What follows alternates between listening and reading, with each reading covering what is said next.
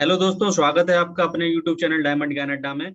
और मैं आज हिंदी वोकैबुलरी या हिंदी शब्दकोश की तीसरी सीट लेकर आया हूं। और जिसमें मैं वही 6 टॉपिक जो हैं आपके शुद्ध वर्तनी, तद्भव तत्सम, वाक्यांश के लिए एक शब्द, विलोम शब्द, पर्यायवाची और मुहावरे, इन 6 टॉपिकों पर मैं बात करने वाला हूं। तो सबसे पहले, अगर इससे पहले मैं 2 शीट्स करवा चुका हूं, तो अगर आपने वो नहीं देखी हैं तो आप प्लेलिस्ट में जाके उनको देखिए। और अगर कोई भी जो पहली बार चैनल पर विजिट कर रहा हो तो सबसे पहले चैनल को सब्सक्राइब कर ले, बेल आइकन को प्रेस कर ले, ताकि उसको नियमित रूप से वीडियो मिलती रहे। चलिए, तो सबसे पहली बात करते हैं इसमें शुद्ध वर्तनी की। शुद्ध वर्तनी में सबसे पहला शब्द लिखा हुआ है भुक्कड़। ठीक है। और इस भुक्कड़ शब्द में जो वर्तनी अशुद्धि कर देता है वो इस तरीके से लिख देता है भू, और या तो दो खा बना देता है और इस तरीके से अंतर कर देता है। लेकिन आप ध्यान रखेंगे का आधा है, खा पूरा है। ठीक है, ये शुद्ध रूप है। और मैंने ये समस्त शुद्ध रूप लिखे हुए हैं। आपको पहले भी मैं वीडियो में बार बार बता चुका हूं कि समस्त हमेशा शुद्ध वर्तनी के लिए शुद्ध शब्द ही देखा करिए, अशुद्ध देखने की कोई आवश्यकता नहीं। क्योंकि अगर एग्जाम में पूछा जाएगा निम्नलिखित में से शुद्ध कौन सा है, तो शुद्ध आपने देखे हैं तो पहचान लेंगे। या पूछा जाएगा निम्नलिखित में से अशुद्ध कौन सा है, तो जब शुद्ध पता है तो अशुद्ध अपने आप पता चल जाएगा। चलिए, दूसरा क्या है, छिद्रान्वेषी। तो ध्यान रखिए आप, छिद्रान्वेषी कैसे लिखा गया है। इसमें ज्यादातर जो है सा की गलती कर देते हैं, या तो सलजम वाला सा बना देते हैं, वो सॉरी षटकोण वाला सा बना देते हैं, या सड़क वाला सा बना देते हैं। ठीक है। इसके बाद देखिए दुर्निवार। ठीक है, तो इस तरीके से लिखा जाएगा दुर्नि, और ज्यादातर इस तरीके से लिख देते हैं जो कि अशुद्ध है। ठीक, ये गलत है। अगला है वांग में। ठीक, तो वांग में जो है वो इस तरीके से लिखा जाता है वांग में। इसके बाद अगला है सांकृत्यायन। ठीक है, तो ये सांकृत्यायन कई बार पूछा जा चुका है ये पेपर में, ध्यान रखिए आप, सांकृत्यायन। ठीक, इस तरीके से लिखा है। जागृत, ध्यान रखिए जागृत में इस तरीके से कर देते हैं, तो ये गलत रूप है, ये शुद्ध रूप है। ज्योत्सना, ये पेपर में बहुत पूछा गया है। ध्यान रखिए ज्योत्सना में सा भी आधा है और ता भी आधा है। ठीक है, दोनों ही आधे हैं। ध्यान रखना इस बात को कि सा भी आधा है और ता भी आधा है। हिरण्य कश्यपु होता है, हिरण्य कश्यपु नहीं होता। कई बार इस तरीके से लिखा गया है हिरण्य, और पेपर में लिख देते हैं कश्यपु। तो हिरण्य कश्यपु हम लोग सही कर लेते हैं, जबकि शुद्ध क्या है, हिरण्य कश्यपु। इसके बाद स्थाई। स्थाई में आप देख लीजिए स्थाई इस तरीके से लिखा है, ना कि स्थाई, ई की मात्रा भी लगा लेते हैं, जो कि गलत है। तो मैं बार बार आपको यही बात पॉइंट आउट करता हूं, हमेशा अपनी 2 सीटों में भी कर चुका, कि हमेशा शुद्ध रूप देखिए तो कभी भी दिक्कत नहीं होगी। ठीक है, नेक्स्ट अगला लिखा हुआ है प्राकथन। तो इसमें कोई दिक्कत नहीं है कि प्राकथन आधा का है और पूरा का है। ठीक, इसके बाद नेक्स्ट कुमुदनी। ठीक है, तो कुमुदनी कैसे है, कु मु दोनों पे छोटे ऊ की मात्रा है, और कुमुदनी। ठीक, वाल्मीकि, ये भी देखिए बहुत बार पूछा गया है वाल्मीकि। तो वाल्मीकि में ध्यान रखना है आपको कि इस तरीके से लिखा गया है बाल और मी और की। ठीक, वाल्मीकि। इसके बाद जिजीविषा, जो मैंने इच्छाओं में आपको पढ़ाई भी थी, जीने की इच्छा जिजीविषा होती है। तो आप ये जो लिखी हुई है जी जी बिसा, ठीक है, तो जी बिसा भी आप कह सकते हो इसको, वही। इसके बाद देखिए अधिशासी। तो अधिशासी जिस तरीके से जहां पर जिस प्रकार का शा बना है वो ध्यान रखना आप, इन दोनों में ही अंतर कर देता है। अनुग्रहित, तो ध्यान रखिए अनुग्रहित कैसे लिखा है, ऊपरी लिखित। ठीक, उपर्युक्त नहीं है ये अलग शब्द है, ऊपरी लिखित है। ठीक है, तो ऊपरी लिखित जो है वो किस तरीके से लिखा गया है वो आप देख पा रहे होंगे। नेक्स्ट अगला लिखा हुआ श्रृंगार, ये मैं बता चुका आपको, श्रृंगार में इस तरीके से लिखा जाता है श्रृंगार। ठीक, मंत्रिमंडल, ये भी आपको पता होगा, दिक्कत नहीं होनी चाहिए, जो शब्द आपको पता है उनमें तो बिल्कुल भी मंत्रिमंडल। ठीक, इसके बाद देखिए पुनरुत्थान। ठीक, ध्यान रखिए आप, पुन और रुत्थान, जल्दबाजी में ता भूल जाते हैं और केवल पुनरुत्थान यही सही मान लेते हैं, जबकि ये शुद्ध रूप है। और अंत स्थलीय। ठीक है, तो अंत लिखना है, उसके बाद आधा शाता और लिए। ठीक, तो अंत स्थलीय। इस प्रकार से आपने 20 शुद्ध वर्तनी वाले शब्द देख लिए। चलिए बात करते हैं आगे, और तद्भव तत्सम शब्द की। मैं बार बार बता चुका हूं आपको, ये दोनों ही आपको याद करने हैं, तद्भव के भी तत्सम और तत्सम के तद्भव। और मैं अपनी समस्त सीटों में वही सिलेक्टिव टॉपिक्स के वो चीजें, क्वेश्चंस लेके आता हूं जो कि आप मान लीजिए किसी ना किसी एग्जाम में आए हुए हैं, बहुत बार रिपीटेड है। ठीक, नारियल का क्या होता है, नारिकेल। तीखा क्या है, तिक्त। ससुर का होता है स्वसुर, ये बहुत पूछा गया है। कूप का तो कुआं सबको पता है लगभग। तीर्थ, लोग बोल देते हैं गांव में हम तीर्थ जा रहे हैं, लेकिन तीर्थ होता है। अंगीठी का क्या होता है, अग्निष्ठ का। इसी प्रकार से अगर कहे आपसे कि नारिकेल का क्या होता है, तो नारियल। तिक्त का क्या है, तीखा। स्वसुर का क्या है, ससुर। कुआं का कूप। तीर्थ का तीरथ। अग्निष्ठ का अंगीठी। ठीक है, इसी प्रकार से आंख का, तो आंख का क्या होता है? अच्छी। गेहूं का गोधूम, देवर का द्विवर, मक्खन का मृक्षण, करोड़ का कोटि, पीपल का पिप्पल। और इधर अगर आप आए तो अच्छी का आंख, गोधूम का गेहूं, द्विवर का देवर, मृक्षण का मक्खन, कोटि का करोड़, पिप्पल का पीपल। ठीक है। इसी प्रकार से तेल का कहें तो तैल, तत्सम तैल सही है। ठीक है। तुरंत का त्वरित, आज का कहते हैं अद्ध, संस्कृत शब्द को ही तत्सम शब्द कहते ही हैं। धीरज का क्या होता है? धैर्य, धैर्य रखिए कहते हैं। खीर का क्षीर, कभी भी ज्यादातर खा आएगा शब्द तो वो छा में बदल जाता है। दही का क्या होता है? दधी।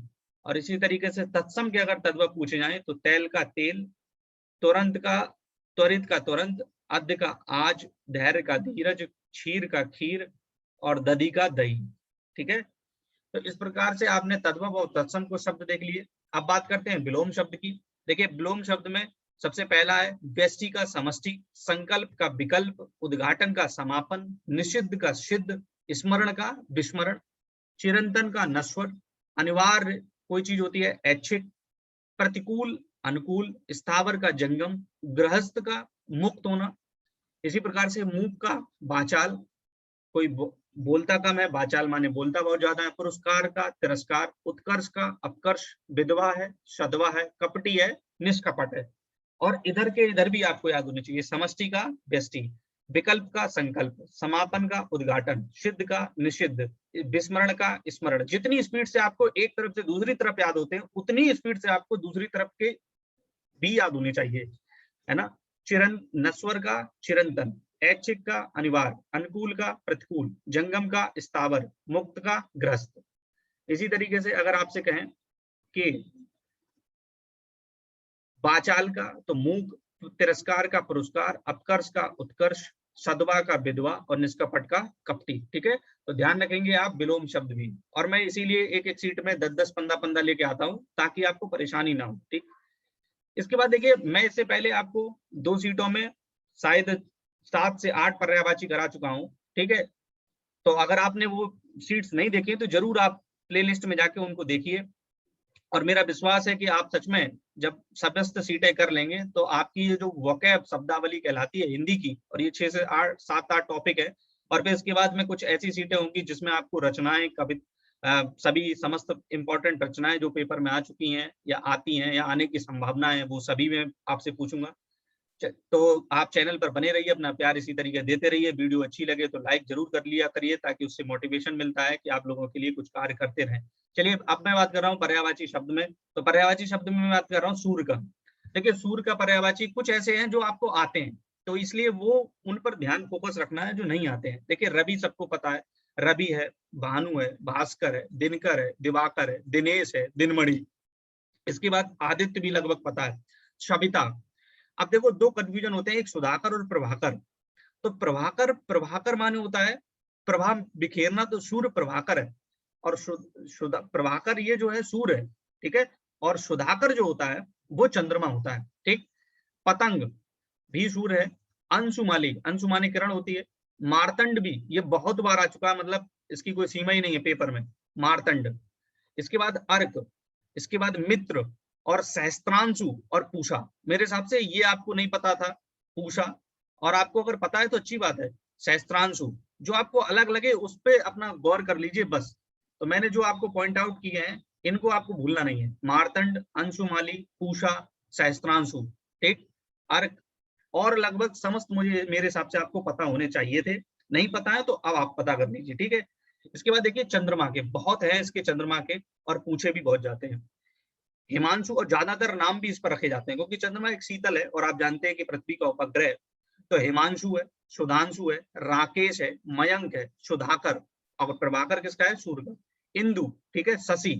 इसके बाद शशांक, निशानाथ। और क्योंकि रात्रि में ही चंद्रमा निकलता है तो इसलिए इसके रात्रि से संबंधित है। तो अगर नीचे आप देख रहे होंगे थर्ड, तो रात्रि के जो पर्यायवाची अभी मैं बताने वाला हूं वही इससे मिलते जुलते हैं। जैसे निशि माने रात होती है तो निशिपति है, एकापति है, और ये निशाकर है, विवाहकर है, हिमकर है, निधि है, विदु है, कला निधि है, चंद्रमा में कलाएं होती हैं, कलानाथ है, सोम है, छपाकर है, मृगलांछर है, बहुत इंपॉर्टेंट मृगलांछर है ये, और नया भी है। इसके बाद देखिए द्विराज, ठीक है। राकापति, तारकेश्वर, तारे निकलते हैं। रजनीपति, रजनी माने रात होती है तो इसलिए रजनीपति है। मृगांक, शारंग है। अमृत निधान है और महाताब है। ठीक है, तो जो आपको नहीं पता है वो आप याद कर लीजिए, जो पता है उनको बस एक बार पढ़ लीजिए। ठीक है, इसके बाद देखिए रात्रि, मैंने आपसे कहा भी है कि रात्रि का देखिए, रात तो आप सब लोग जानते हैं, निशा है, और इस निशा में आप लगा देंगे तो वो आपका क्या बन जाएगा, आपका जिसे निशाकर लगा दिया तो चंद्रमा बन गया, रजनी में पति लगा दिया तो चंद्रमा बन गया। यामिनी माने रात होती है, विभावरी माने रात होती है, रैन बसेरा आपने देखा होगा तो रात होती है, त्रियामा माने रात होती है, तमी माने रात होती है, निशीत माने रात होती है, छपा देखो माने रात होती है और छपाकर माने चंद्रमा हो गया। निशी माने रात होती है, ठीक है, तो निशीपति माने चंद्रमा हो गया। तमिस्त्रा, ठीक है, सरवरी और रसा, ये सब किसके हैं, रात्रि के हैं। तो एक बार आप ध्यान से देख लो, मेरे हिसाब से तो आपको कभी दिक्कत नहीं होती, क्योंकि वहां पर पहचानना होता है ना कि लिखने होते हैं। ठीक, अब चलिए बात करते हैं वाक्यांश के लिए एक शब्द। इससे पहली सीट में भी मैंने वाक्यांश के लगभग 20 स्त्रियों से संबंधित शब्द पढ़ाए थे, स्त्रियों से, तो उन्हीं के आगे जो है इस सीट में बात करते हैं। तो 21 ये है, जिसका पति विदेश जाने वाला हो। तो देखिए ये बहुत पूछा गया है कि जिसका पति विदेश जाने वाला हो तो वो कहलाता है प्रवस्त। प्रवस्त पतिका, ये पतिका एक तरीके का सफिक्स है, ठीक है, जिसको प्रत्यय कहते हैं हिंदी में। तो ये प्रत्यय ही लगता है पतिका, आने जाने के लिए। तो जिसका पति विदेश जाने वाला हो तो प्रवस्त पतिका। ठीक, जिसका पति विदेश चला गया हो, अब अगर वो चला गया है तो प्रेषित पतिका। ठीक है, चला गया है तो प्रेषित पतिका, जाने वाला हो तो प्रवस्त पतिका। और विदेश, आप मान लीजिए किसी का पति विदेश चला गया तो सीधी सी बात है, विदेश में होने के कारण दुखी होगा उसकी पत्नी, तो वियोगनी। ठीक है, वियोग, उसके वियोग में तड़पेगी तो वियोगनी। ठीक, इसके बाद विरह या दुख में जलने वाली, और वो उसे जलन भी महसूस हो रही है कि देखो चला गया, तो विरह विगदग्धगा। ठीक है, विरह विगदग्धगा। इसके बाद जिसका पति रात में दूसरी स्त्री के पास रहकर आया हो वो कहते हैं खंडिता। ठीक है, इसके बाद नेक्स्ट अगला है, जिसका पति प्रदेश से लौटा हो। तो देखो आप इसमें फिर पतिका प्रत्यय लगा हुआ, आगत पतिका, मतलब आप प्रदेश से लौट आया है तो आगत पतिका। तो ये तीन याद रखना, एक तो प्रवस्त, एक प्रेषित और एक आगत। ये कई बार पेपरों में पूछे गए और कंफ्यूजन हो जाता है, तो वो ना हो इसीलिए मैं बता रहा हूँ आपको। प्रवस्त माने जो जाने वाला हो, प्रेषित माने जो चला गया, और आगत माने आ गया। इसके बाद जिसके एक ही गर्भ में दो संतान हो उसको यमस कहते हैं। ठीक है, इसके बाद विवाहित स्त्री से उत्पन्न वैध पुत्र उसको औरस कहते हैं। बहुत अच्छा है और इंपॉर्टेंट भी है। इसके बाद नेक्स्ट अगला, वीर पुत्र को जन्म देने वाली वीर प्रसू कहलाती है। इसके बाद वीर बहू को क्या कहेंगे, वीर बहुरी। ठीक है, इसके बाद वीर स्त्री को वीरांगना कहते हैं। इसके बाद जिसकी एक ही संतान होकर फिर कोई संतान ना हुई हो उसको कहते हैं काग बंध्या। ठीक, इसके बाद पुत्री का पुत्र क्या कहलाता है, दौहित्र। पुत्री का पुत्र कहलाता है दौहित्र, और पुत्री की पुत्री कहलाती है दौहित्री। ठीक, अगला है कि वह स्त्री जो अभिनय करती है, सब लोग जानते हैं अभिनेत्री, और पुरुष अगर कहता है तो वो अभिनेता होता है। इसके बाद वह स्त्री जिसका पति दूसरा विवाह कर ले, अद्यूड़ा। ये बहुत अच्छा है। एक होता है जिसका नई नई ब्याही होती है शादी, उसको कहते हैं नवोड़ा। ठीक है, जो मैंने पिछली सीट में पढ़ाया है। और वह स्त्री जिसका पति दूसरा विवाह कर ले, अद्यूड़ा। इसके बाद जिसके कोई संतान ही पैदा ना हो उसको बोलते हैं बांझ या बंध्या। इसके बाद जिसके पुत्र ना पैदा हो उसको बोलते हैं निपूति। जिसके पुत्र ना पैदा हो उसको बोलते हैं निपूति। गोद लिया पुत्र दत्तक पुत्र कहलाता है। ठीक है, इसके बाद जिस स्त्री का पति व पुत्र दोनों हो, जिसके दोनों हैं पुरंदरी, और जिसके पति या पुत्र दोनों ना हो उसको बोलते हैं अबीरा। ठीक है, जिसके दोनों नहीं है वो अबीरा, और जिसके दोनों हो वो पुरंदरी। और इसके बाद अंतिम, वह स्त्री जो कविता लिखती हो या रचती हो वो क्या कहलाएगी, कवित्री कहलाएगी। तो ध्यान रखिए आप ये स्त्रियों से संबंधित हैं। एक बार ध्यान से वीडियो पॉज करके आराम से एक एक करके देखिए, आपको समस्त याद होने हैं। आप चाहे नोट डाउन करके लिख भी सकते हैं। अब देखिए लास्ट बात करते हैं मुहावरों की। मुहावरे सरल भी होते हैं और आसानी से समझ में भी आते हैं। देखिए फूल झड़ना, कहते भी हैं कि अरे यार इसकी बातों से तो फूल झड़ते हैं, मतलब बहुत ही मृदुल बोलता है, मृदुभाषी होना। इसके बाद अगला है बालू से तेल निकालना। तो आप सब जानते हैं यार बालू से तेल निकालने का मतलब बहुत ही कठिन कार्य करना। ठीक, इसके बाद अगला है कानी के ब्याह में 100 जोखम। एक तो आप जानते हैं कि कानी का ब्याह कर रहे हैं, काना मतलब वैसे ही उसमें दोष है, और उसमें और दोष, तो एक कमी होने पर अनेक कमियां निकालना। लोग निकालते हैं कि एक कमी ये है फिर और कमियां हो। इसके बाद है 36 का अंक होना। अब 36 का अंक होना मतलब एक दूसरे का विरोधी होना। ठीक है, 36 का आंकड़ा चल रहा है, कहते हैं ना 36 का आंकड़ा चल रहा है हमारा उनके। इसके बाद होता है खिसियानी बिल्ली खंबा नोचे। तो खिसियानी बिल्ली तो आप जानते हैं कि क्रोध में फिर अटपटा कार्य कर देना। इसके बाद देखिए अगला काली पूतना, कहते हैं भी कलंकित करना, अपमानित कर देना, इसके मुंह पे काली पूत दो। इसके बाद 9 2 11 होना मतलब भाग जाना, ठीक। इसके बाद अनदेखा चोर सहा बराबर, आप कह सकते हैं कि अनदेखा चोर सहा बराबर। अब जिसको देखा ही नहीं है, जिस चोर ने को चोरी करते हुए देखा ही नहीं है, तो फिर तो वो शहंशाह एक तरीके का, तो भेद ना कर पाना, अंतर ही ना कर पाना। इसके बाद अगला है करत करत अभ्यास के जड़ मत होत सुजान, रसरी आवत देखकर सिलपत पर निशान, है ना। तो निरंतर प्रयास की सफलता मिलती है। और दोस्तों मैं तभी कह रहा हूँ आपसे कि अभी से ही लगे रहिए, मेहनत करते रहिए, तभी आप समझ लीजिए कि जब एग्जाम आएगा तब आपकी जो तैयारी आपने इतने दिनों से की है उसका ही परिणाम आपको मिलेगा। ऐसा नहीं है कि एक दिन में आप तैयारी कर लें, तो इसलिए लगे रहिए। इसके बाद अंतिम है कि घोड़ा घास से कर यारी करेगा तो खाएगा क्या। कहने का मतलब अगर पारिश्रमिक लेने में संकोच करेगा तो फिर धंधे में रियायत श्रेष्ठ नहीं है। तभी आपने देखा होगा कि व्यापारी जो होते हैं वो लिख देते हैं आज नकद कल उधार, तो कल फिर आज हो जाएगा, तो इसलिए उधार कभी नहीं। तो इस तरीके से आपने इस सीट में देखा यही 6 टॉपिक जो मैं बता चुका हूं आपको। अगर वीडियो आपको अच्छी लगी है तो वीडियो को आप लाइक करिए, चैनल को अगर सब्सक्राइब नहीं किया है तो चैनल को सब्सक्राइब कर लीजिए और इसी तरीके से अपना प्यार देते रहिए। धन्यवाद।